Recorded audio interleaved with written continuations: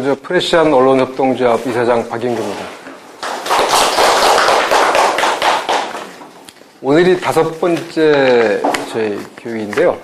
1월 달에는 김성훈 농림부 장관 말씀해 주셨고, 2월 달에는 이 자리에서 새로운 사회를 연 연구원 정태일 원장 말씀하셨고, 3월 달에는 여기 아이쿱의 송문강 이사가 협동조합의 일반적 경영 사례, 새로 생기는 협동조합들에 관해서 프레시안에서 했고, 4월 달에는 저희가 원주에 갔었습니다. 원주에 저희 기자들까지 해서 30명 정도 가서, 원주가 원래 민주화 운동의 성지이기도 하고, 협동조합 운동의 발상지라고도 하는 데인데, 거기는 가봤더니 협동조합을 설명해주는 협동조합도 있더라고요. 원주에 하도 이 협동조합 보러 오는 사람들이 많으니까, 협동조합을 해설해주는 협동조합도 있고, 노인분들이 모여서 식당도 운영하시고, 그 다음에 학교 경비, 이런 일 해주시면서 만든 노인들 협동조합도 있고, 주변 농촌으로 귀촌해가지고, 농촌에서 하시는 협동조합도 있고, 원주는 상당히 협동조합 운동이 상당히 많더라고요. 그래서, 저희가 가을에는 아마 홍성을 한번 가볼까 합니다. 유기농 마을 홍동면에. 그래서 혹시 관심 있으시면 해주기로 하고요. 오늘은 그래서 그 순서 중에서 이제 프레시안 언론협동조합이라는 게 어떻게 출범하게 됐나, 그런 말씀을 드리려고 하는데요.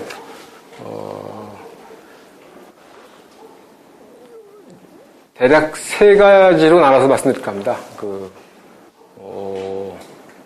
우리나라 언론이 지금 대략 한 5.16 이후에 어떤 길을 걸어왔는지 하고, 그 속에서 2001년도에 프레시안이 생겨났는데, 그 당시에 2001년도에 프레시안은 어떤 문제의식으로 만들어졌는지, 그리고 작년에 저희가 협동조합으로 바뀌게 됐는데, 그 이유는 무엇이고 뭘 하려고 하는지, 대략 3부분인데, 그렇게 얘기를 하도록 하겠습니다. 저는 사실 제가 좀 군대를 안 가고 그래서 신문사에 일찍 들어갔어요. 1979년도에 동아일보에 들어갔는데, 이상하게 무슨 막았겠는지 내가 동아일보하고 매일경제신문에서 수습을 끝마치고 잘리고, 그 다음에 83년도에 경향신문 갔다가 노동조합 운동을 했다가 또 잘리고, 그래서 제가 3번 잘렸습니다. 그래서 그랬다가 경향신문에 18년 있다가 2001년도에 프레시안을 만들었는데요. 요즘처럼 기자들이 욕 많이 먹는 때가 또 없죠. 심지어 기레기라는 말까지 생겼으니까. 참, 저로서도 좀 참담하기도 하고. 그런 말을 들었으면 안 될 텐데, 좀 안타까운 생각이 듭니다. 언론의 임무라는 거는 아주 쉽게 얘기하면 그냥 진실을 밝히는 거죠. 요번에 세월호 유족들도 요구하는 게 뭡니까? 진상규명이잖아요. 진상규명을 해달라라는 건데, 이번 언론 보도에서 속보 경쟁이 너무나 많다 보니까 확인되지 않은 정보들이 너무 많이 나왔고, 그러다 보니까 전원 구조, 그게 제일 큰 오보죠. 사건 나자마자 전원 구조했다가 한 3시간 만에 이렇게 들이받았으니까, 그런 식으로 그런 오보들이 숱하게 많이 나왔어요. 그건 사실은 언론 자체의 문제가 있기도 했죠. 기본적으로. 언론 자체 문제가 있기도 했지만,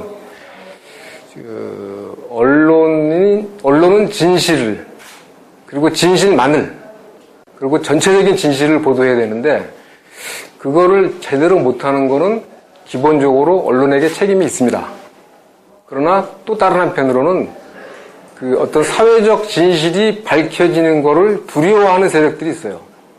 그게 쉽게 말하면 우리 사회에서 힘이 있거나 돈이 있는 사람들은 진실이 밝혀지는 걸 두려워합니다. 그래서 항상 언론 자유에 대한 가장 큰 적은 권력, 아니면 언론, 자본, 이렇게 나오고 있는데요. 우리나라 언론을 계속, 보통 정치 권력, 자본 권력, 이렇게 얘기하는데, 과 언론 간의 관계를 보면, 대략 한 한 3시기를 나눌 수 있을 것 같아요. 그러니까, 5.16 이전은 이제 빼고, 5.16부터 따지자면,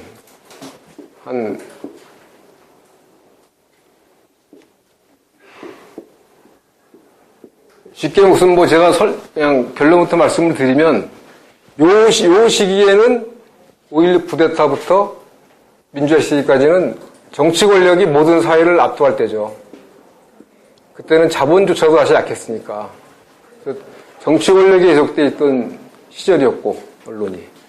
87년 이후로는 사실은 정치 권력으로부터의 예속은 많이 벗어났습니다. 그 대신에 이제 이른바 자본 권력한테 많이 예속이 되죠. 근데 2008년 이후에는 새로운 양상이 나타납니다. 이른바 이명박 정부의 공영방송 탄압. 그러니까 이게 보면은 자본 권력하고 정권하고 어떻게 보면 합작이 되는 거예요. 그러니까 이 양상이 약간씩 달라집니다. 제가 언론사 아까 30년 좀 근무했다고 그러는데 저희 선배들이나 이런 분들이 말씀하시기를 그냥 되돌아보건대 우리나라에서 언론 자유가 가장 그래도 좋았던 때는 언제냐?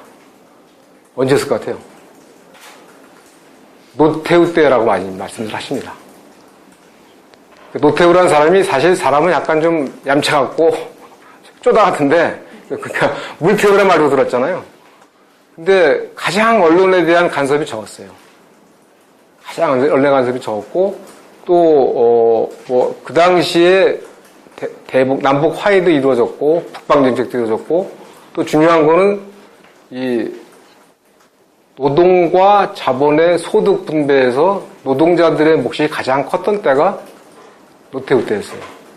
그건 노태우가 잘했다기보다는 87년 민주화운동 이후의 여파이기도 하고 그 다음에 노태우라는 양반이 자기 개성이 강한 사람이 아니라서 박근혜나 전두환처럼 막 만기실람하는 게 아니라 다 이렇게 맡겼어요. 그러다 보니까 노태우 자신은 이렇게 탁월한 지도자가 아니었지만 그 당시에는 모든 정책이 상당히 생산성이 좀 좋았고 특히 언론에 대한 간섭이 상대적으로 적었습니다.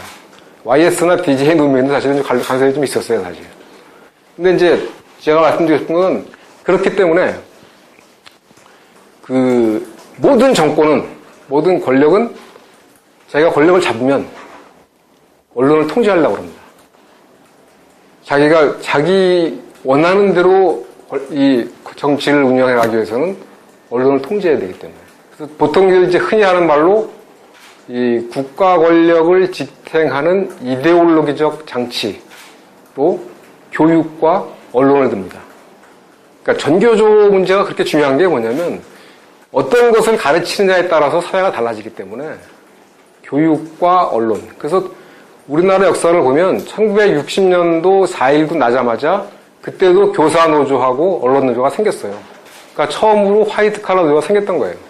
근데 5.16 나면서 다 이제 없어져버리죠. 그러니까 정권의 입장에서는 이 사회를 자기가 원하는 방향으로 끌고 가기 위해서는 교육, 그리고 언론, 항상 통제가 됩니다. 그러니까 교과서 문제가 생긴 게 사실 다 그런 거예요. 일본도 사실은 아베가 계속 교과서에서 독도 문제를 이런 거는 사실은 그런 이유가 있는 겁니다. 보수화되는 데는. 그러니까 교육과 언론이 이른바 이데올로기적 통제라는 걸 쉽게 말하면 국민의 생각을 어떻게 하게 만드느냐는 겁니다. 쉽게 말하면. 그렇게 하기 위해서는 교육과 언론을 통제하는 게 제일 중요해요.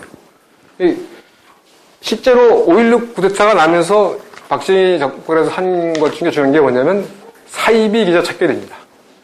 그때도 사이비 기자 척결이라고 그래가지고 전국에서 많은 언론사 기자들을 해직시키고 신문사 문 닫게 하고 그랬어요. 물론 그 당시에는 언론사가 굉장히 열악했습니다. 그러니까 언론이 권력과 자본에 대항해서 싸운다고 하지만 사실은 언론도 일종의 권력적 측면이 있어요. 언론 권력적 측면이 있어요. 그러니까 언론이 정치 권력과 자본 권력을 취재하면서 그걸 이제 저희들끼리 이제 기생 멘탈리티라고 그러는데 자기가 센 사람 취재하니까 그 사람이랑 같은 거라고 생각을 하고 그래서 실제로 5.16 정부 때는 그 언론인 중에 그 이후에도 그렇지만은 언론인 중에 이 정권이나 대기업에 들어간 사람들이 많습니다. 근데 하여튼 중요한 거는 5.16 정권 이후에도 일단 그런 사이비 기자도 분명히 있었지만 사이비 기자와 함께 뭔가 좀 의식 있는 기자들을 많이 이제 제거했고 또 하나 뭐 중요한 거로 뭐 얘기를 하자면 6.3 사태라고 혹시 아세요? 6.3 사태? 1964년도에 일어난 사태인데 그 당시에 한일 국교 정상화. 그러니까 한일 국교 정상화는 65년대에 이루어졌는데 그게 우리나라 국민들이 원해서 이루어진 게 아니에요. 미국이 한국과 일본을 반공의 전진기지를 만들려고 하다 보니까 한국과 일본을 화해를 시켜야 되는데 화해를 안 하는 거야. 이승만 정권도 물론 친일파를 중요했다 그랬지만은 일본이 사과하지 않는 한 이 화해를 안 하겠다고 그랬거든요. 근데 박정희 정권이 되자마자 미국 쪽 당시 케네디 정부에서 계속 화해를 해라 그래가지고 국민들이 원치 않는데 한일 국교 정상화를 추진한 겁니다. 그러다 보니까 1964년 6월 3일 날 전국적으로 굉장히 큰 데모가 벌어져요. 그래서 계엄령까지 나옵니다. 근데 그 이후에 박정희 정권에서 추진한 게 뭐냐면 신문윤리위원회법이라는 걸 만들어요. 그 이유는 뭐냐면 이게 이런 학생들이나 시민들이 일어난 이유가 이 언론 보도 때문이다. 언론 보도 때문에 이 학생들이 일어났기 때문에 좀 언론을 통제해야 되겠다. 그래서 신문윤리위원회법이라는 거를 만들어가지고 말하자면 검열을 하려고 그런 겁니다. 근데 그 당시에는 전국에 뭐 언론사가 24개인가 그랬다는데 결국 그게 시행되지는 않아요. 시행되지는 않지만 하여튼 이 정권에 무슨 문제가 생기면 정권은 항상 일단 언론을 장악해야겠다. 통제해야겠다. 이런 게 생깁니다. 근데 그 당시에는 막판에 가서 법을 만들어 놓고 시행은 되지 않습니다. 그래서 그때 만들어진 게 한국기자협회예요. 기자협회라는 게 그때 말하자면 언론 자유를 지키기 위해서는 기자들의 모임이 필요하구나 해서 한국기자협회라는 걸 만든 겁니다. 그러니까 한국기자협회가 1964년도 8월 달에 생깁니다. 그 다음에 더 심한 게 이제 유신 때였죠. 유신이 일어나고 나서는 유신의 가장 큰 특징이 뭡니까? 유신에 대해서 반대하거나 찬성하거나 해도 안 되고 그거를 보도를 해도 안 되고 그러니까 완전한 독재가 된 거죠. 유신이 1972년 10월 달에 일어났는데 그 유신에 반대하는 첫 데모가 1년 뒤에 터집니다. 1973년도에 서울물리대 학생들이 유신 반대하는 데모를 처음 해요. 보도가 안 돼요. 근데. 어느 신문도 보도를 안 했어요. 그래서 그때는 요즘은 이제 기레기라고 그러지만 그때는 이제 어용기자라고 그랬습니다. 어용기자. 근데 이제 현장에 나가 있는 사건 기자가 데모가 일어났다고 써도 위에서 보도를 안 하는 거예요. 그 이제 긴급조치에 걸리는 거니까. 그러니까 1년을 계속 그런 식으로 벌어집니다. 그러다가 처음으로 말하자면 침묵의 벽을 깬 게 이른바 12.4 동아 자유 언론 실천이라는 겁니다.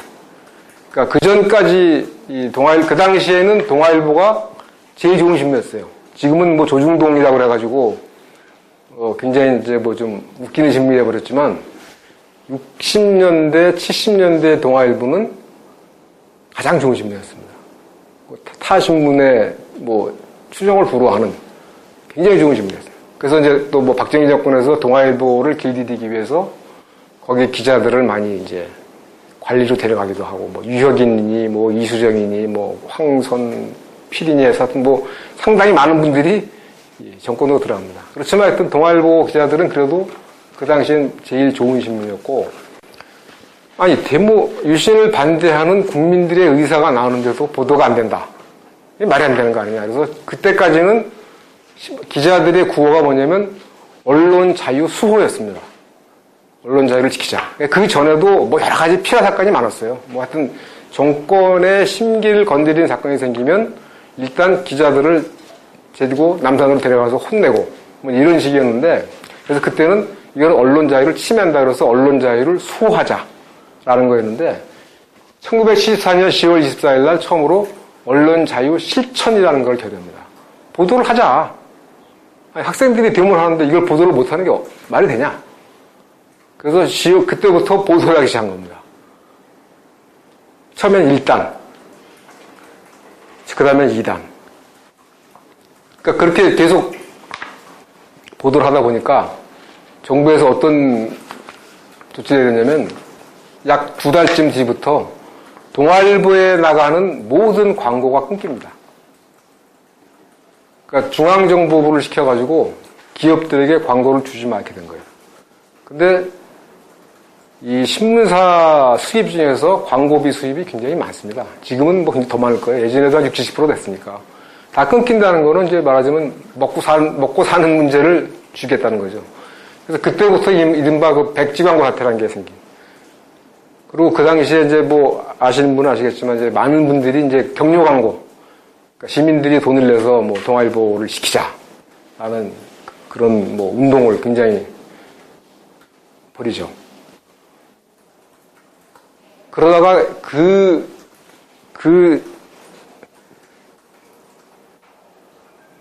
것이 마무리된 게 어떻게 마무리됐냐면 75년 3월 달에 그 동아 자유언론 실천운동을 하던 분들을 강제로 끌어내서 해직을 시킵니다. 그게 이른바 동아 사태라는 거죠. 1975년 3월 달에. 그러니까 그때까지 굉장히 폭력적으로 이제 막 억압을 한 거죠. 그러니까 그분이 130명이 그 당시에 이제 이 동아일보에서 쫓겨났는데 이분들이 나중에 이제 그 한겨레 신문을 만드는데 주역이 되는 겁니다. 그분들은 그 당시에 저도 이제 경향신문에서 잘려보긴 했는데 저는 그래도 뭐 기자협회에 가서 일을 했어요. 편집국장이라고. 근데 그 당시에는 취직도 못하고 예를 들면 이제 정윤주 사장 같은 분은 이제 뭐 취직이 안 돼가지고 어디 뭐 탄광 가서 일도 하고 나중에 이제 미국으로 이민 갔죠. 그랬다. 그래서 완전히 제도권에서 몰아낸 거죠.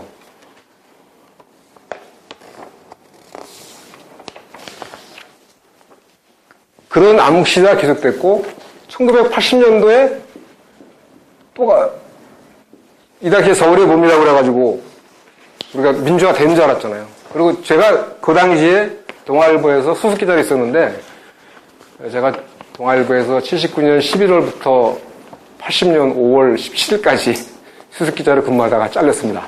잘렸는데 그 당시에 동아일보의 분위기는 뭐냐면 동아투이 130명이 복귀할 거다. 왜? 민주화가 됐으니까. 당연히 복귀해야 되는 거 아니냐. 그래서 제가 그 당시에 동아일보에서 사건 기자, 수습 기자들은 이틀에 한 번씩 회사에서 자야 돼요. 완전히 빡세죠. 밤마다 이제 야근하면서 논쟁이 벌어지는데 동아 사태가 벌어졌을 당시에 잔류파들을 선배들이 있을 거 아닙니까? 그 동아일보는 75년도에 130명을 쫓아낸 다음에 공채를 한동안 안 했어요. 그리고 그 당시에 동아일보 기자의 거의 한 80, 90%가 서울 법대나 서울 물리대 출신들이 많았거든요. 뭐 이부영이니 뭐 임채정이 성희봉이 딱 그런 양반들인데 잔류파들은 그 사람들이 들으면 안 된다 그러고 젊은 기자들은 못 들어야 된다 그러고 막 그런 식의 논쟁이 많았는데 5.17이 났잖아요. 5.17 나고 또 한 게 뭡니까? 또 언론을 정비합니다. 그렇게 해고도 부족했는지 약 1000명의 기자를 자릅니다. 1000명이 다 이른바 뭐 양심적인 기자는 아니에요. 그 중에는 그러니까 말하자면 촌지를 많이 먹은 부패 기자도 있고 또 특별하게는 호남 출신 기자도 있고 또 그 다음에는 80년 그 5.17 당시에 제작법 운동을 했던 그러니까 5.17이 맞아 사실은 5.17 나면서 광주에서 많은 사람들을 죽였잖아요. 근데 그게 그 당시에 보도가 다 안 됐습니다. 안 됐고 공식 보도는 북한의 사주에 의한 뭐 이런 식으로 보도가 됐거든요. 그러니까 그런 말도 안 되는 그러니까 진실이 아닌 거를 보도하느니 차라리 우리는 기사를 쓰지 말자. 그래가지고 그 기자협회를 중심으로 해서 제작 거부 운동을 했어요. 요즘 이제 KBS 제작 거부 하듯이. 근데 제작 거부를 해도 신문은 나오죠. 이제 사장급 이상들이 만드니까. 근데 그때 제작 거부했던 사람들을 약 1000명을 다 잘라버려요. 1000명을 잘라버리고 서울에서는 그러니까 각 1도 1사라고 그래가지고 각 지방의 언론사는 한 개만 그 다음에 서울에서는 신화일보라는 게 있었는데 그거 없애버리고 경제신문 2개, 경제신문 4개 쓰는데 2개, 영자지 2개, 뭐 이런 식으로 딱 정리해버렸습니다. 그러니까 완전히 언론에 대해서 통제를 가한 거죠.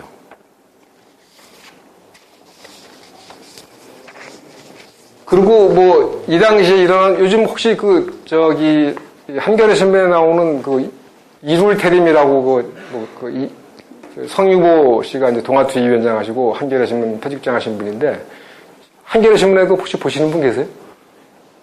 요즘 보면 이 보도지침 사건이라는 거를 보도를 하고 있는 엊그저께 나왔는데 이 당시에는 그러니까 87년까지는 정치 권력이 완전히 모든 사회를 압도했던 때이기 때문에 보도지침이라는 걸 만들어가지고 아침마다 보냅니다. 그래가지고 이런 사항은 보도 절대 불가. 이런 사항은 불가. 이런 사항은 가. 그리고 또 뭐 이런 사항은 톱을 올릴 것. 뭐 이런 식으로 다 지시를 했습니다. 근데 그거를 이제 86년도에 한국그룹에 있던 김주원이라는 편집 기자가 지금 KBS 이사하고 있죠. 그분이 이제 매일 한국일보에 아침마다 온 거를 다 이제 정리해 놓은 거를 복사를 해가지고 말지라고 있잖아요. 말지가 이제 동아투이 그다음에 80년 해직 기자 이런 분들이 만든杂誌입니다, 원래는. 그래서 거기서 정부에서 내린 보도 지침을 다 그냥 모아서 한번 폭로를 한 겁니다. 엄청난 사건이 됐었죠. 그러니까 이 시기의 특징은 뭐냐면 그냥 한 3가지로 볼 수 있는데 정치 권력이 완전히 모든 걸 압도했습니다. 정치 권력이 자본은 물론이고 언론은 물론이고 가장 셌죠. 도저히 누구도 못했으니까. 그 대표적인 예가 어떤 거냐면 이런 거죠.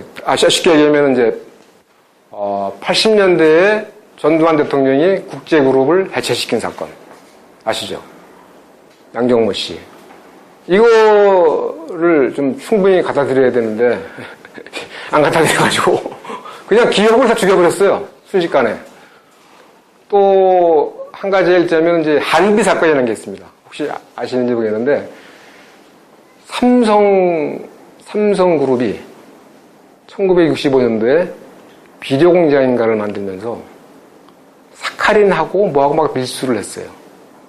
그 부분에서 여러 가지 얘기들이 많은데 하여튼 그거를 동아일보가 폭로를 해가지고 삼성이 아주 큰 곤욕을 치릅니다. 이병철이 막 거의 끌려가고 막 하여튼 엄청나게 곤욕을 치르는데 그래서 이병철이 그 한비 사건으로 이제 그 한국 비료를 다 국가에 헌납을 하고 밀수는 잘못했다 하고 나와서 결심한 게 뭐냐면 나도 언론사를 만들어야겠다. 쌍. 언론이 되는 거구나. 그러니까 그것은 어떤 의미냐면 언론이 정치 권력에는 예속이 돼 있었지만 그래도 그 외에 대기업에 대해서는 상당한 힘을 그러니까 일종의 하위 권력으로서 힘을 발휘했다는 거죠. 정권이 자본보다도 우세했고 언론도 정권에 해석됐지만 언론은 대기업에 대해서도 상당히 파워를 발휘할 수 있는 그런 시기였습니다. 또 하나의 특징은 뭐냐면 언론이 먹고 사는 문제에 대해서는 걱정할 필요가 없었어요. 특히 80년대엔 그랬어요. 왜냐하면 새로운 신문사가 안 생기니까. 새로운 방송사도 안 생기고.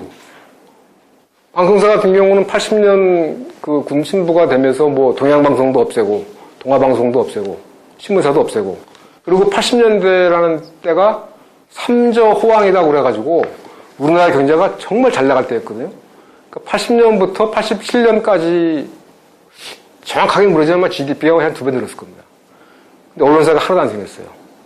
그러니까 경제적으로는 굉장히 그러니까 대개 우리나라 언론이 상업화된 게 1970년부터라고 얘기합니다.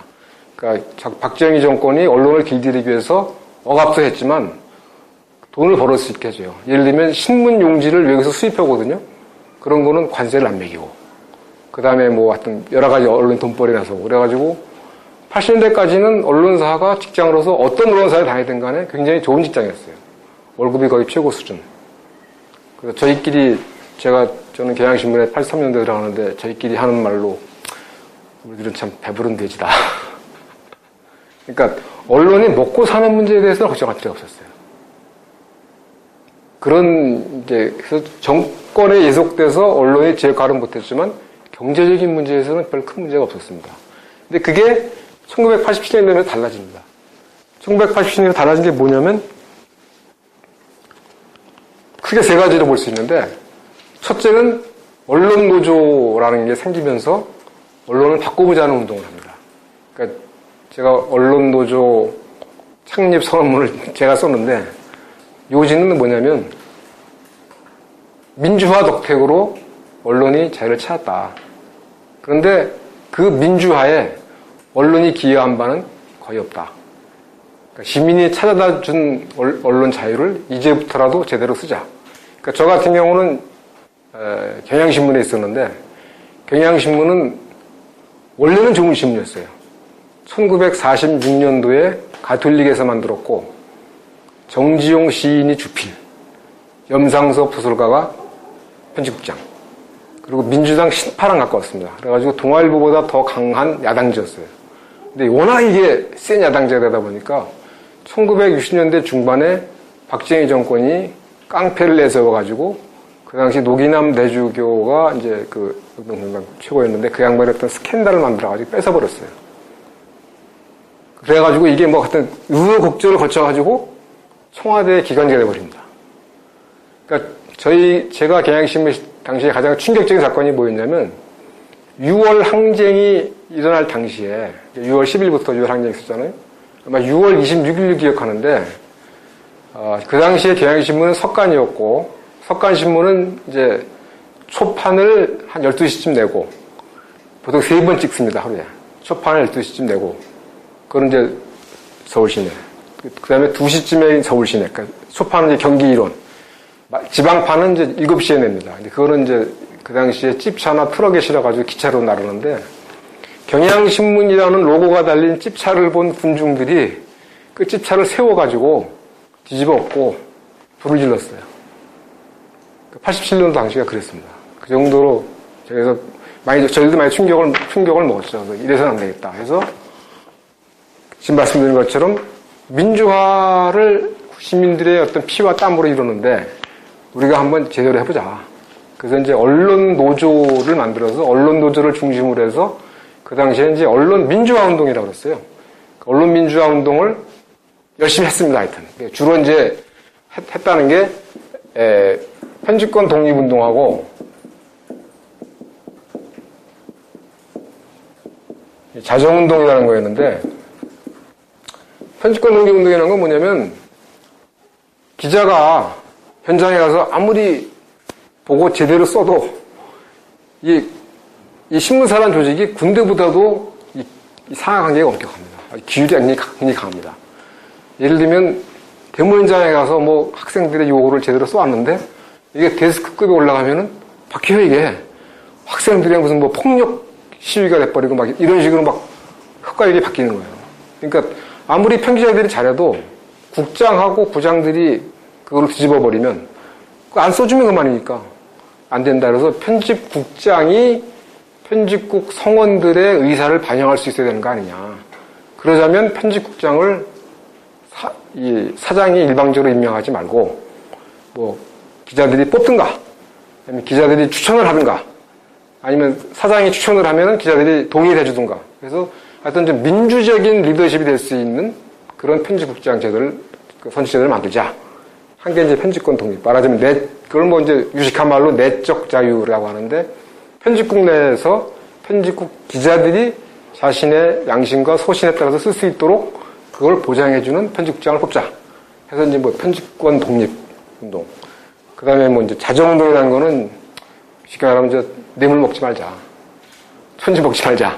자기 정화를 하자. 왜냐하면 저희들끼리 이제 그런 농담을 많이 하는데 대개 이제 신문사 기자들, 방송사 기자들은 이제 출입처를 나갑니다. 고정된 출입처가 있어요. 그럼 나가면 때마다 뭔가 나옵니다. 천지가. 그럼 이제 거의 간사가 있어요. 간사가 있어가지고 그걸 분배를 해줘요. 근데 그걸 이제 그 선배급들에서는 야 그거는 미풍양속이야. 뭐 그거 실제로 액수가 많지도 않습니다. 하나 예를 들면 1993년도인가요? 정주영 씨가 국민당 후보로 출마한 게.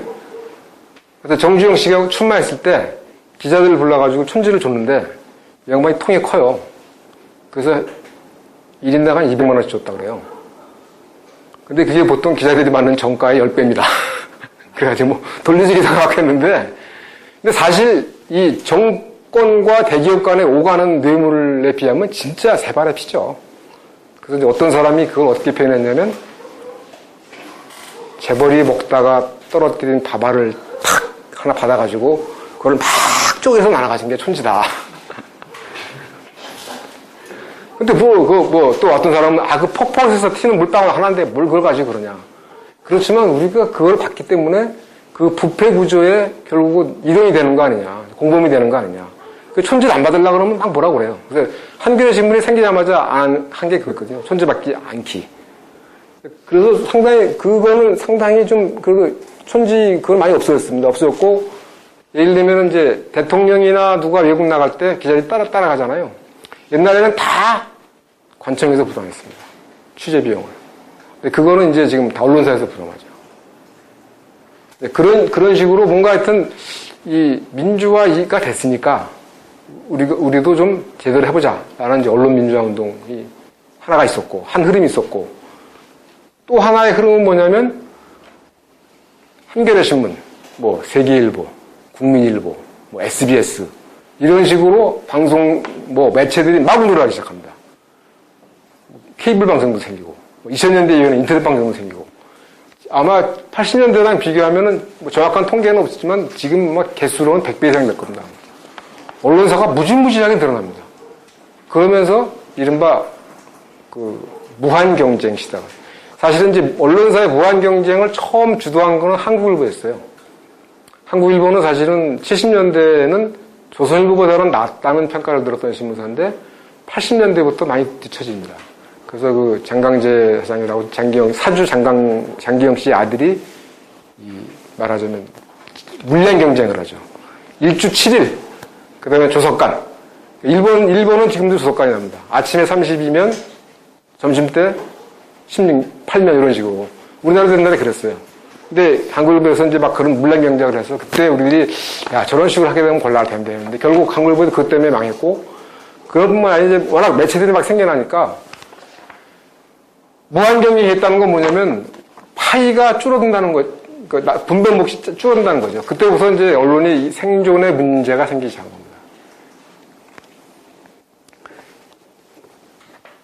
그것을 단적으로, 그 다음에 이제 한 가지 더 얘기하자면은, 세 번째, 87년의 특징은 뭐냐면, 자본이 정치 권력을 능가하기 시작하죠. 그 대표적인 게, 그게 93년입니까? 95년입니까? 이건희 씨가 외국과 뭐 함정 다 바꾼다고 하면서 뭐, 국민은 인류고, 기업이 이루고, 정부는 삼류다. 뭐 이런 식으로 지금 대놓고 뭐 얘기했고, 98년 외환위기 이후로는 더 자본이 커졌고 2003년도에 노무현 대통령이 권력은 이미 시장으로 넘어갔다. 그러니까 대기업의 힘이 훨씬 더 커진 거죠. 그러니까 87년 이후를 보면은 언론 자체들이 어떤 민주화운동을 벌리긴 했지만 그렇지만 언론사가 무지하게 생기면서 무한 경쟁이 생기고 그 다음에 자본과 정권의 관계에서 자본의 힘이 점점 더 커지고 근데 그거를 가장 먼저 예언적으로 얘기해 준 사람이 누구냐면 동아일보의 김증배 국장입니다. 김증배 국장은 다 아시죠? 그 양반이 1980년대 후반에 뭐 그 칼럼으로 굉장히 유명하신 분인데 좀 늦게 보통 한 50대 초반에 편집장 하는데 그분은 50대 후반에 1990년대 편집장이 됐어요. 그리고 굉장히 신문을 그 당시에는 한겨레 신문보다 잘 만든다는 평을 들었습니다. 91년도 8월 달에 갑자기 해임됐어요. 편집국장에서. 그 양반이 편집국장을 그만두면서 무슨 얘기를 했냐면 앞으로 언론은 정치 권력보다도 더 근원적이며 강력한 언론 자유의 적과 싸워야 할 것이다. 그 자본이다. 제가 그분하고 이제 같이 하는 모임 있어서 언제 한번 여쭤봤는데 그때가 왜 그런 말씀을 하시냐고 물어봤더니 그때가 낙동강 페놀 방류 사건 터졌을 때입니다. 두산 그룹이죠, 아마 거기가.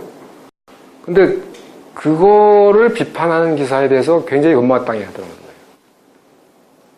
뭐 그것뿐만은 아니겠죠. 워낙 이 양반을 이제 좀 비판적으로 만들었으니까. 근데 이미 1991년도에 그런 조짐이 나타난 겁니다. 최문순이라고 있죠. 강원도지사 하신 분. 그분이 MBC 노조위원장도 오래 했고, 언론도위원장도 2번인가 했고, 그래서 저희가 한 몇 년 전에, 그러니까 말하자면 언론운동이 87년 이후부터 시작됐는데, 한번 지난 한 20년 동안의 언론 민주화 운동을 한번 좀 평가를 해봐라. 그랬더니 이제 그분 얘기도, 언론사가 이 생존에 대해서 별로 신경을 안 썼다. 생존 문제에 대해서. 그런 얘기를 했습니다.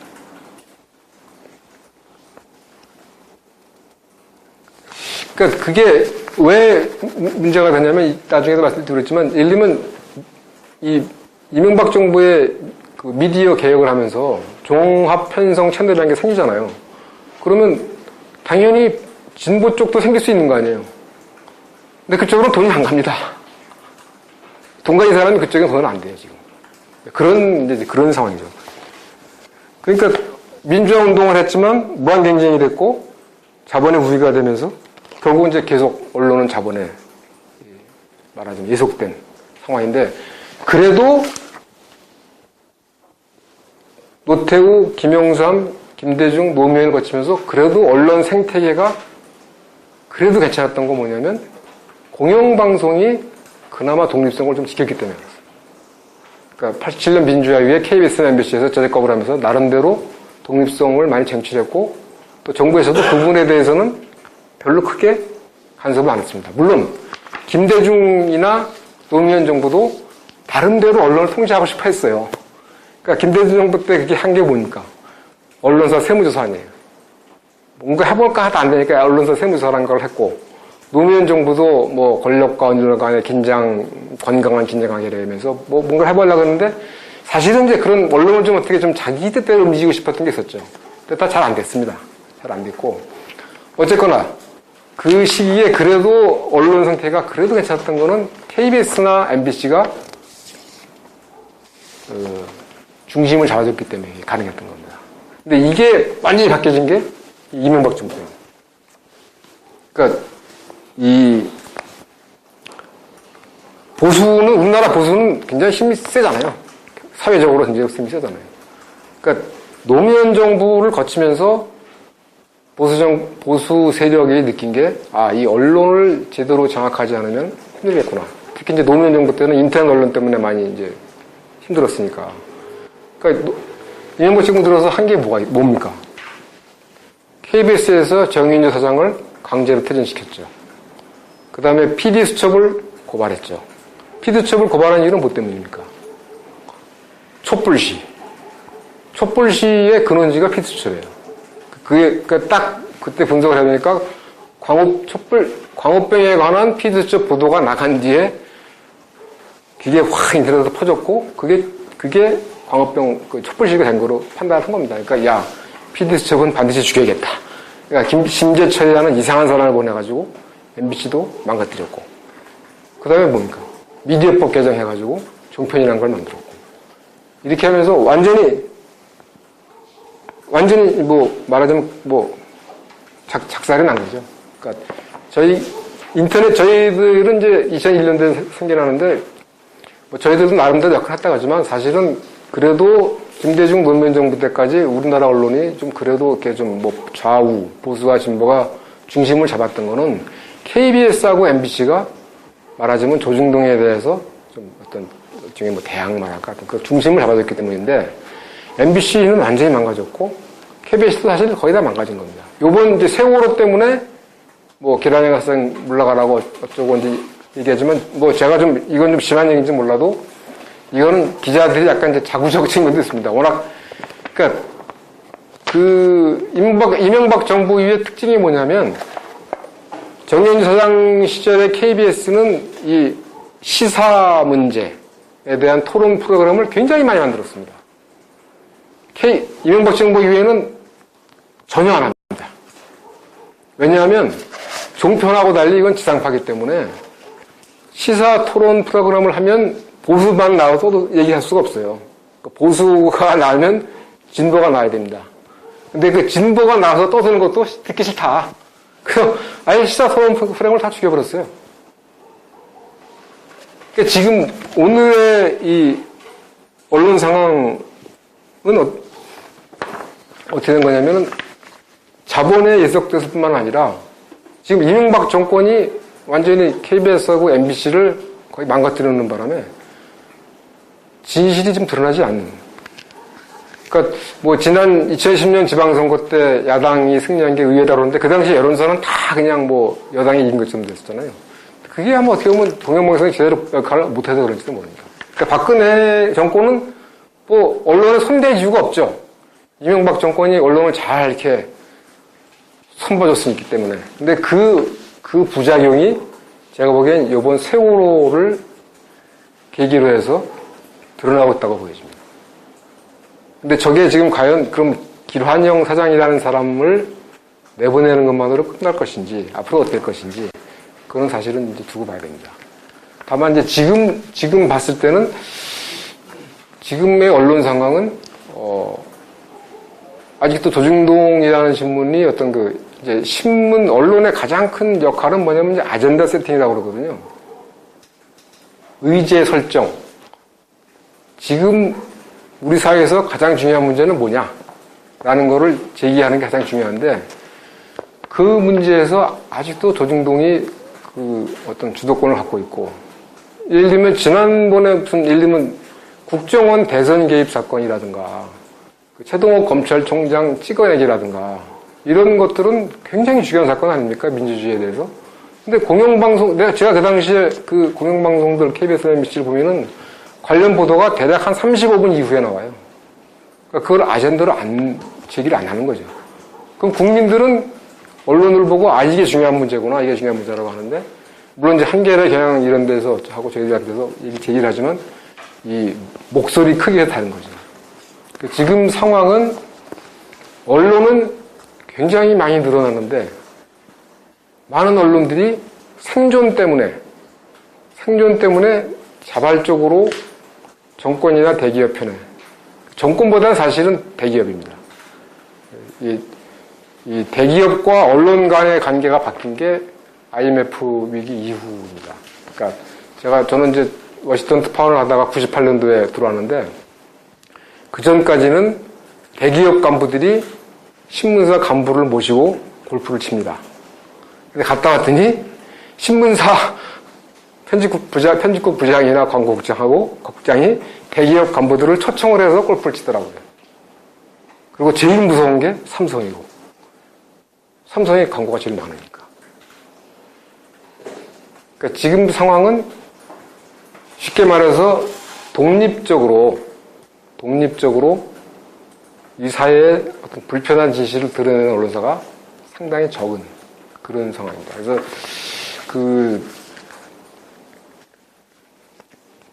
그거는 상황이고 이제 체코의 비판적인 지식인으로 이제 아담 비흐닉이라는 사람이 있는데 그 양반이 언론에서 그런 얘기를 했어요. 사명감이 없는 언론은 냉소주의고 이윤이 없는 언론은 파산이다. 그러니까 이게 먹고 사는 문제도 중요하죠. 먹고 사는 문제도 중요하고 제대로 된 보도가 중요한데 지금 우리나라 언론들은 이 먹고 사는 문제에 얽매이다 보니까 진실을 보도하는 게 굉장히 어렵다. 지금 언론 상황은 대충 그렇다고 말할 수가 있을 것 같고요. 프레시한 얘기를 좀 말씀드리도록 하겠습니다.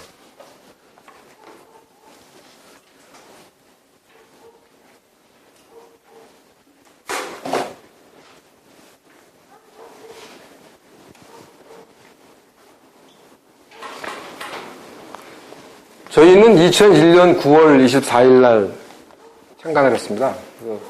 그리고 주로 이제 기자협회나 언론노조 같은 데에서 언론운동을 하다가 도저히 이게 기존 언론에서 안 밝힐 것 같다. 그전에는 인터넷 신문이 생기기 전에는 언론사를 만든다는 거는 엄청난 돈이 드는 일이었습니다. 최소 아무리 적게 들었다는 한겨레 신문도 50억이 들었고, 사실은 몇백억이 들어요. 뭐 윤전기 하나에 막 70억 이렇게 막 하고 그러니까.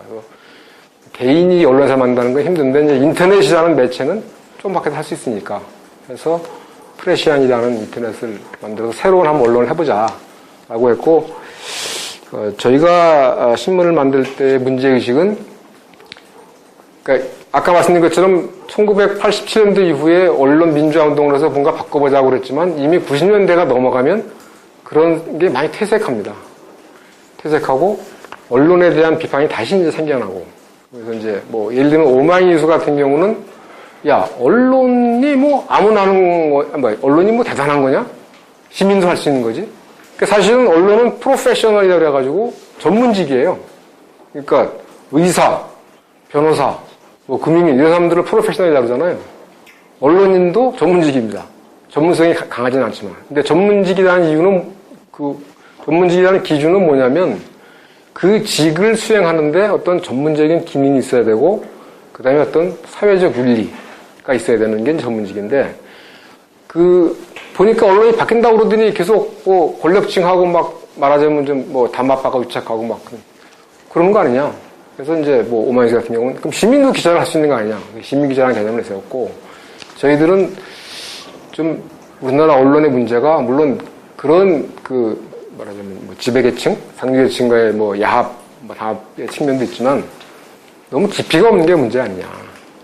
그래서 제가 이제 그 예를 많이 드는 게 이제 의약분업 2000년도에 의약분업 사태가 있었잖아요. 병원에서 약 처방을 못하고 이제 그거를 이제 약사한테 넘겨라. 그래서 그때 굉장히 큰 싸움이 벌어졌잖아요. 그때 뭐 젊은 사람들의 많은 질문이 뭐냐면 의사가 나쁜 놈이야, 약사가 나쁜 놈이야.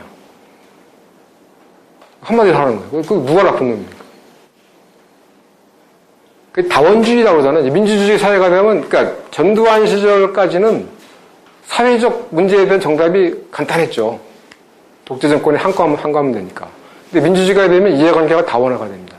그럼 의사가 나쁜 놈이냐, 약사가 나쁜 놈이냐는 그렇게 쉽게 할 수가 없는 문제죠. 저는 그때 경향신문 했을 때 보건 예방 예약을 하는 의사를 모셔다가 이제 얘기 들었는데 그 양반 얘기는 제가 보기에는 의사가 약 한 60%좀 틀린 것 같고 약사가 40% 틀린 것 같다. 말하자면 그런 이기심 뭐 그런 측면에서. 그런데 그것뿐만이 아니라 그것을 제대로 조정해내지 못한 정부에도 책임이 있고 국민에게도 책임이 있다. 그러니까 국민들 입장에서는 보험료는 조금만 내고 혜택을 많이 보려고 그러는데 그것도 무슨 아니냐. 혜택을 많이 보려면 보험료를 더 내야 되는 거 아니냐.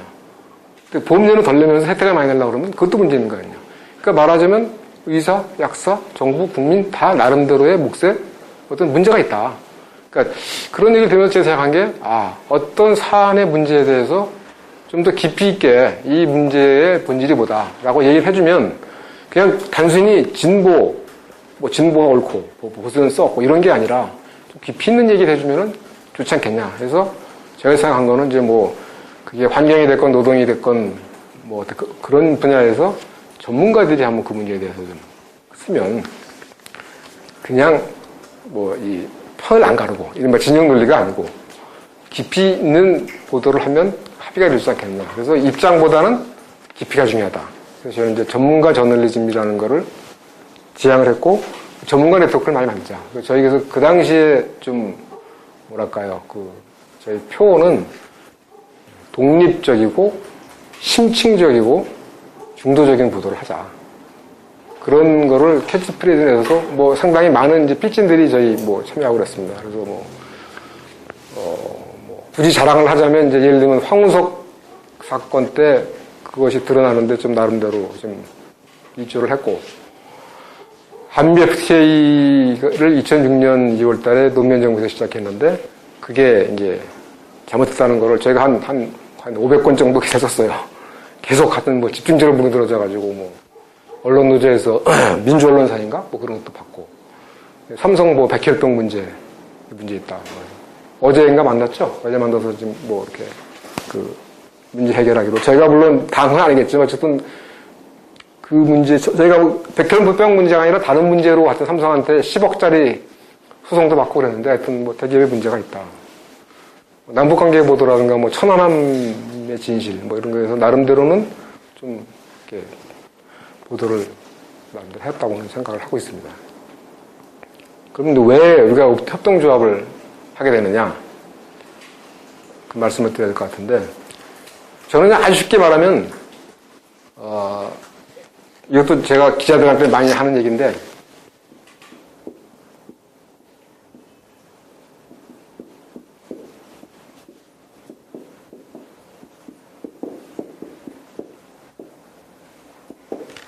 이 음수사원이라는 말이 있어요. 혹시 아십니까? 물을 마실 때는 그 근원을 생각하라. 근데 제가 이 말을 언제 들었냐면 경향신문 들어가고 나서 그 79년 그 12.6 직전이 굉장히 시끄러웠잖아요. 뭐 김영삼 의원 지명당 막 그랬었는데 그때 경향신문이 그 정부의 농촌 정책이 대단히 잘 되고 있다는 홍보성 기사를 냈습니다. 그래서 이제 젊은 기자들이 우리가 아무리 청와대 기자지만 이거 너무하지 않냐 하고 사장실에 가서 항의를 했어요. 근데 그 사장님이 뒤에 걸려있는 게 이 문구였답니다. 음수사원. 야, 너희들 월급을 청와대가 주는데 어디다가 어디 이거 까불어. 월급을 누가 주는데? 네? 뭐 그런 말 듣고 야, 참 하여튼 진리는 진리다. 근데 우리나라의 지금 언론 상황에서 가장 큰 문제가 뭐냐면 언론을 먹여 살리는데 시민들이 기여하는 바가 굉장히 적어요. 한마디로 쉽게 말하면. 지금 언론은 대기업 아니면 정부한테 의지해서 먹고 살고 있습니다. 그러니까 지방 언론들은 거의 지방자치단체에 먹고 살고 있고 중앙 언론들은 거의가 대기업에 의해서 먹고 살고 있습니다. 광주에 일간지가 13개인가 뭐 10몇 개인가 있다는데 어떤 신문은 일주일에 3번 내고 2번 내고 그런답니다. 왜 그러냐 그랬더니 광고가 들어온 날은 내고 안 들어온 날은 안 내고. 근데 지방자치단체, 지방신문에 아마 정확하게는 모르지만 한 60~70%는 지방자치단체에서 돈이 나올 겁니다. 중앙 언론들은 대기업들이 많습니다. 그러니까 우리나라는 또 좀 특이한 게 유럽이나 일본하고도 또 다른 면이 뭐냐면 신문의 경우에 신문 수입이 아까 말씀드렸지만은 광고료하고 구독료죠. 이 두 가지로 벌죠. 이게 유럽 같은 경우는 보통 60대 40입니다. 일본도 40대 60입니다. 일본도 되게 이래요. 르몽드 같은 데는 아예 사규에다가 광고비 비중이 40%를 못 넘게 돼 있어요. 우리나라는 지금 모릅니다. 얼마 되는지 몰라요. 예전에 한 80대 20이었어요. 그 세계일보 같은 데 있잖아요. 세계일보는 이제 문선명 씨가 하잖아요. 거기는 돈 벌러 가는 데가 아니죠. 워싱턴 타임즈에만 한 뭐 10억 달러가 썼다고 그러니까 거기 오로지 정치적 영향력을 위해서 그 신문을 발행하고 있는데 거기가 언젠가 한번 자료가 나왔는데 구독료 수입이 0.6%예요. 미국에 대해 이 정도 돼요. 미국도 광고 수입이 많습니다. 미국 신문에 이제 면이 많아요. 그래서 저도 한 20년 전에 미국 신문에서 가서 한 4주 동안 그 견학을 한 적이 있었는데 걔네들은 아침마다 버짓 투비라는 걸 합니다. 오늘 광고가 얼마나 들었냐에 따라서 면수를 늘리고 줄이고 그래요. 매일 달라져요, 면이. 그래서 걔네들 기사가 깁니다. 광고를 시키기 위해서. 근데 미국하고 또 다른 게 뭐냐면 미국 신문은 이제 지역 신문이 많죠. 도시에서 이렇게 나오잖아요. 그런데 두 가지입니다. 클래시파이드하고 그냥 또 하나 보도록 했으니까 대기업 광고하고 그다음에 그 지역 사회니까 지역 사회 광고. 우리로 치면은 벼룩시장, 가로수 교차로 그런 광고들. 그게 옛날에 한 80년대까지는 우리나라 신문에 있었습니다. 일장 광고가. 그거를 벼룩시장에 치고 들어오면서 다 없어졌어요. 다 없어요. 벼룩시장이 한때 뭐 연간 매출이 4천억이라고 그랬으니까 그러니까 우리나라 신문의 광고는 대기업, 건설회사, 유통회사 이런 거밖에 없어요. 지금 갈수록 신문 안 보잖아요. 종이신문 안 보잖아요. 그럼 구독률 수입은 거의 지금 제가 91년도, 92년도에 그 기자협회 보고 편집장을 할 때는 회계감사 보고서 나오면 맨날 그걸 따졌습니다. 이제 이 광고 수입하고 구독료 수입이 얼마나 되냐. 그때도 보통 8대2, 9대1 그랬었는데 지금은 아예 그걸 발표를 안 해요. 쉽게 말하면 대기업이 먹여 살리는 거예요. 그러니까 공영방송이 중요한 게 그래서 그렇습니다. 공영방송은 그런 생존의 문제에 좌우되지 않잖아요. 공적 자금으로 하니까. 그러니까 그 독립성을 보장해주면 저렇게 생존에 목을 매지 않고도 아주 중요한 역할을 할 수가 있는데 그거를 정권이 이제 완전히 이제 유인을 해버린 거고 그 외에 다른 신문사, 다른 언론들은 결국 누가 먹여 살리냐. 이게 제일 중요해요. 그러니까 삼성이 제일 무서운 이유가 그겁니다. 그 삼성 전체 광고 중에서 삼성의 포션이 가장 많은 데가 사실은 한겨레하고 경향이에요. 삼성이 다 비슷하게 주거든. 근데 상대적으로 딴 데는 광고가 많고 거기 적기 때문에 비중은 더 낮습니다. 삼성을 의식할 수밖에 없는 거예요. 근데 인터넷 신문은 어떻습니까? 저희는 사실은 프레시안을 만들면서 인터넷 사실은 주식회사가 아니었으면 좋겠다. 시민단체나 뭐 협동조 형태였으면 좋겠다. 그리고 콘텐츠에 돈을 받는 게 맞다. 그래야 제대로 된 콘텐츠가 나온다. 그런데 콘텐츠 위조화를 하는 순간 그 트래픽이라고 그러죠. 이 방문자 수가 대략 한 2%로 준답니다. 그러니까 100명 들어오는 게 2명이 된다고 그래요. 저희도 할 수 없이 똑같이 했죠. 이렇게. 그러니까 저희는 사실 처음 생겼을 때부터 이 재정적인 곤란함이 계속 있었습니다. 어려움이 계속 있었습니다. 2007년도에 저희가 이제 프레시앙이라는 거를 해가지고 후원 회원들을 모집해서 이제 좀 버텨나가고 그랬는데 계속 하여튼 이 뭐랄까 언론의 독립성을 지키면서 생존해 나간다는 게 굉장히 힘들었습니다. 근데 다행히 저희가 이제 최근 몇 년을 살았던 게 그 네이버 뉴스캐스트라는 것 때문에 네이버에서 이제 그 들어오는 유입 트래픽을 2009년도부터 자기네 트래픽이 아니라 각사 트래픽으로 나눠준 거예요. 근데 그건 아마 제가 보기엔 촛불 시위의 결과라고 봅니다. 그러니까 그 촛불 시위가 나고 나서 다음은 아고라를 없애버렸고 네이버는 이건 우리가 내는 게 아니다. 그러니까 경제적으로 손해를 보더라도 이 트래픽을 다 나눠주자. 저희가 이제 그때 그 트래픽이 굉장히 많이 들었어요. 한 7배 맞게 들어서. 그 광고가 많이 들어왔어요. 그래서 좀 지저분해졌죠. 그러나 하여튼 그게 광고가 들어와서 몇 년을 버텼는데, 그게 지나놓고 보니까, 독이 든 과정이었다. 그러니까 자기도 모르게 우리가 필요한 기사를 쓰는 것보다는 이른바 그 낚시. 알게 모르게 하게 돼요. 그러니까 좀 재밌는 얘기를 해드리자면, 제가 한국과 일본 간호사들 무슨 설문조사 결과를 내면서, 그러니까 이제 낚시 제목을 단 거죠. 한일 간호사의 공통점. 자고 싶어요. 그랬더니 이상하게 수십만이 들어와서 본 거야. 그럼 뭐라고 막 그러더라고. 근데 실제로는 이게 삼계대하고 막 힘드니까 수면 부족이라는 얘기인데, 창피하지만 그런 적도 있었습니다. 그러니까 경제적으로든 논조에든 그러니까 경제적으로도 자립할 수 있고 그러면서 독립성을 지킨다는 게 굉장히 힘든 구조입니다, 지금. 그러니까 우리나라 언론들을 먹여 살리는 거는 대기업 아니면 정부고 시민들이 기여하는 바는 별로 많지 않고 저희는 이제 그런 보니까 이제 네이버 캐스트에 기대서 이제 몇 년을 지나다 보고 그러니까 저희 정체성 부분에서도 상당히 좀 많이 좀 사실은 솔직히 말씀드리면 최근에 많이 좀 제대로 못하는 측면도 있고 그러다가 이제 작년에 네이버도 많이 바뀌었고 그 정책도 바뀌었고 그래서 제가 여러 가지 고민을 하다가 결국은 우리가 자신의 정체성을 지키면서 살아갈 수 있는 거는 결국 시민들에게 도움을 요청하는 수밖에 없다.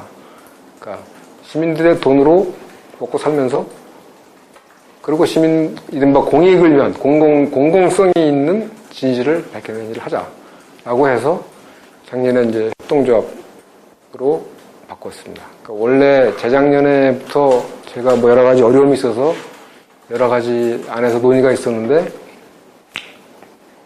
처음에는 사실은 무슨 좀 돈이 많은 기업에 좀 이렇게 합병 뭐 이런 것도 생각을 했었습니다. 근데 기자들이 뭐 그거는 좀 뭐 기자들이나 저희 이제 외부 필자들이 굉장히 많은데 이런 분들이 그건 좀 아닌 것 같다. 그래서 그럼 자립할 수 있는 방안이 뭐냐? 그러니까 작년부터 이제 그 주식회사에서 협동조합으로 전환이 가능하다고 하니까 그걸 한번 해보자. 그래서 원래 계획은 한 10,000명쯤 조합원이 되시면 광고도 안 하고 뭔가 독립적으로 할 수 있다고 생각을 했는데 그건 잘 안 됐고 그 협동조합이라는 게 쉽지 않다 그럽니다. 그 원주 같은 경우도 거기가 그 지학순 주교님하고 장일순 선생이라는 분이 시작을 했는데 60년대 한 후반부터 시작해서 한살림 협동조합이 날까지 한 20년 이상 걸렸어요. 홍성 같은 데도 뭐 한 20년 넘게 걸렸고 그래서 저희가 하여튼 그렇지만 새롭게 시작하는 기분으로 우리가 좀 뭔가 좀 이렇게 우리 이 사회에 필요한 것을 해보자라고 해서 이제 뭐 생명, 평화, 평등, 협동 뭐 이런 뭐 캐치프레이즈를 내가 그러는데 이제 뭐 생명이라는 거는 뭐 다 저도 요즘 이제 뭐 협동자 운동을 하면서 장희순 선생이나 뭐 이런 분들 이제 김종철 선생이나 보면서 많이 느끼지만 이게 생명 가치 산업화나 이윤보다도 생명이 중요하다는 건 뭐 이번 세월호 사건에서 가장 극명하게 드러났고 이미 2008년 광우병 때도 사실은 이제 이 생명이라는 것에 대한 이 생명의 어떤 지킬 수 있는 이윤이라든가 뭐 이 돈보다는 생명 지킬 수 있으니까 뭐가 있느냐 그런 고민들을 하고 있고 근데 평화는 뭐 저는 국제부 기자고 그래서 남북 관계에서 평화 관계가 중요하다고 생각을 합니다. 근데 지금 실제로 말로는 뭐 통일대방론을 하면서 지금 흘러가고 있는 거는 갈수록 우리가 지금 이제 남북 대결이 아니라 이제 미중 대결에 이제 하수인 비슷하게 들어가고 있거든요, 지금. 그래서 요즘 뭐 미사일 방어망 얘기도 나오고 있지만 사실 우리는 미사일 방어망이 필요 없어요. 북한 애들이 갖고 있는 그 장사정 포란 게 있는데 그게 한 40km 나가거든요. 그게 한 만 대가 있다고 하거든요. 저쪽 이 서부선수 쪽에 그거만 갈기면 옛날에 94년도에 그 클린턴이 영변에 무슨 뭐 서지컬 스트라이크 한다고 할 때 그 당시에 계산해 본 바로는 하여튼 전쟁이 나면 뭐 하루 만에 100만 명이 죽는다든가 뭐 그렇다는데 그런 무기 체계로 평화를 이루는 게 아니라 이 북한의 핵 문제를 해결해주고 핵이라는 거는 이제 북미 간 그러니까 북한의 안전이 보장이 돼. 북한이라는 나라가 전 세계에서 유의하게 쿠바 다음으로 미국과 관계가 없는 나라네요. 그리고 1950년도에 6.25 때 싸운 나라이기 때문에 북한은 특히 안전에 대해 자기네 안보에 대해서 불안할 수밖에 없어요. 특히 뭐 후세인, 카다피. 후세인은 핵무기가 있다는 이유로 들어가서 뭐 몰락했고 카다피는 자기가 자진해서 핵무기 개발을 포기했는데 또 사실은 미국이 뒤에서 다 조종해가지고 몰락했고 그걸 보면은 북한이 핵무기를 절대로 못 놓죠. 핵무기를 놓게 하는 거는 북미 관계가 그러니까 정상화되고 그래서 자기네들이 안전하다고 느낄 때인데 지금 흘러가는 거는 사실은 미국이 거의 그거를 일부러 안 하는 것 같은 그러니까 대중 견제를 위해서 그러니까 중국을 견제하기 위해서 우리가 무슨 미사일 방어를 만든다고 얘기하는 거는 바로 자극을 하니까 북한을 이유로 계속 만들어가거든요. 그 평화의 문제는 사실 굉장히 중요한 문제입니다. 근데 별로 이렇게 많이 알려지지 않았죠. 평등이라는 거는 뭐 예를 들면 뭐 비정규직 문제 같은 거죠. 그러니까 뭐 그거는 요즘 뭐 어떤 좀 진보적인 기업인들 그런 얘기 많이 하는데 결국 뭐 동일노동 동일임금 아닙니까? 그게 안 되고 있잖아요, 지금.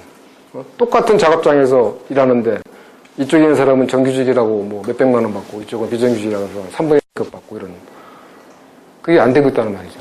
사실 그 문제를 해결하는 게 쉬운 것은 아니지만 그런 문제들에 대해서 어쨌든 뭐 얘기를 좀 해야 되는 거 아니냐. 또 뭐 우리 편집국장이 여성이라서 양성 평등에 대해서도 관심이 많은 것 같습니다. 그 협동이라는 거는 이제 경쟁이 아니라, 그러니까 협동을 통해서 뭔가 해보자. 물론, 이게 뭐, 당장 되는 거는 아닌데, 그리고 뭐, 실제로 저희가 안에서 이제 이런 문제들을 구체적으로 제기하기 위해서 뭘 할 것이냐에 대해서 내용을 채워가야 되는 고민이 필요하다. 그런 얘기를 하고 있고요. 저는 뭐 협동조합 하면서 뭐, 원주도 한 3번쯤 다녀오고, 작년에 이제 홍성의 그 유기농 마을도 갔다 와보고 그러는데, 그런 느낌이 들었습니다. 그러니까 홍성 같은 데도 시작한 게 한 50년 됐어요. 거기 가면은 그 풀무학교라고 있잖아요. 그 풀무학교라는 데가 말하자면 이제 그 홍성 유기농 운동을 하는데 말하자면 교육의 발상지 같은 데인데 그게 54년도인가 만들었고 거길 만드신 분이 그 서강대 이기백 사학과 교수의 부친이시더라고요. 이찬갑이라는 분이 만드셨다고 그러던데. 그러면서 거기는 지금 아주 말하자면 우리 다른 사회하고는 달리 유기농 하면서 뭐 어떤 생명을 존중하면서 작지만 뭐 면 단위인데 황동면이라고. 거기는 뭐 박물관, 농업박물관이 있는데 다른 어떤 데보다도 아주 훌륭하게 잘 만들어 놨더라고요. 그리고 도서관도 뭐 박막도서관이라고 박막이 밝고 맑단데 그 이찬갑 선생의 호라고 그러더라고요. 도서관도 아주 훌륭하게 지어놨고 중학교 뭐 이런 데도 막 학생이 늘어난다 그러더라고요. 저희 프레시안 뷰에 생태 관련 글을 쓰시는 하승수 선생도 홍성으로 내려가셨는데 거기 그 중학교는 학생이 늘어난대요, 계속. 그러니까 말하자면 우리 사회 전체가 뭐 물질 문명이나 이윤 때문에 뭐 정신없이 살지만 사회 한 군데는 작지만 어떤 그 근거지 같은 데가 있다. 그게 이제 홍성이나 뭐 원주 같은 데가 그런 근거지라는 생각이 들었고 프레시안도 작지만 뭔가 우리 사회에 꼭 필요한 진실을 밝혀내는 근거지가 됐으면 좋겠다. 그래서 그 근거지를 위해서는 우리 힘만으로는 부족하니까 독자들이 좀 참여를 해주셔서 뭐 경제적으로 또 뭐 여러 가지 뭐 활동으로 도와주신다면 한번 협동조합 언론으로서 뭔가를 이룰 수 있지 않을까 그런 생각으로 이제 1년쯤 돼가고 있는데 아직은 많이 부족합니다. 근데 많이 도와주십사 해서 이렇게 시작하게 됐습니다. 제 말씀 여기까지 하고 혹시 뭐 질문이나 말씀 있으시면 듣도록 하겠습니다.